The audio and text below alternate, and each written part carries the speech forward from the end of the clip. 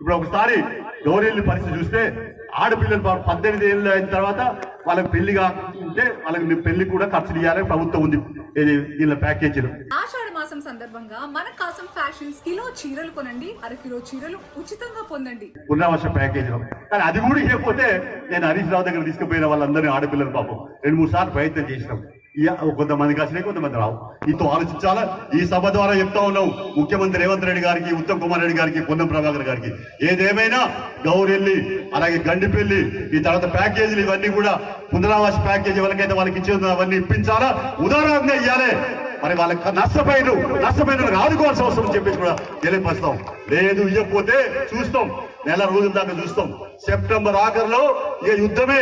ఏదేమైనా గౌరెల్లి కాంచెల్లి గండిపల్లి స్టార్ట్ చేస్తాం, మొత్తం తిరుగుతాం, పాదయాత్ర చేస్తాం.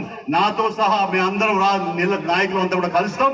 ఏదైనా మళ్ళీ ఆనాడు మంజూరు చేసింది మనమే, పూర్తి చేసేది కూడా ఎర్రజెండా పార్టీ, సిపిఐ పార్టీ అనే విషయాన్ని ఈ సందర్భంగా తెలియపరుస్తూ అటువైపు ప్రయాణం వస్తావంటేనే జరుగుతుంది. కమ్యూనిస్ట్ పార్టీ మీకు అండగా ఉంటది.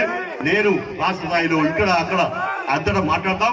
ఏదైనా మనం వర్ధకాలు సాధించుకుందాం. తర్వాత ఇల్లు కానీ పెన్షన్ కానీ అన్ని విషయాలకు కూడా సాధించుకుందాం. ఇక్కడ ఉస్నాబాద్ నియోజకవర్గంలో కొంతమంది ప్రగల్భాలు వలుపుతా ఉన్నారు. ఏమైందా ఎర్రజెండా పార్టీ? ఏది ఎర్రజెండా పార్టీ ఎక్కడికి పోదు, ఎంత బంతి కిందికి వెళ్తే అంత పైకి పోతుంది. అలాగే ఎర్రజెండా పార్టీ సజీవంగా ఉండే పార్టీ, ఎల్లకాలం ప్రజల మధ్య ఉండే పార్టీ మరి సిపిఐ పార్టీ.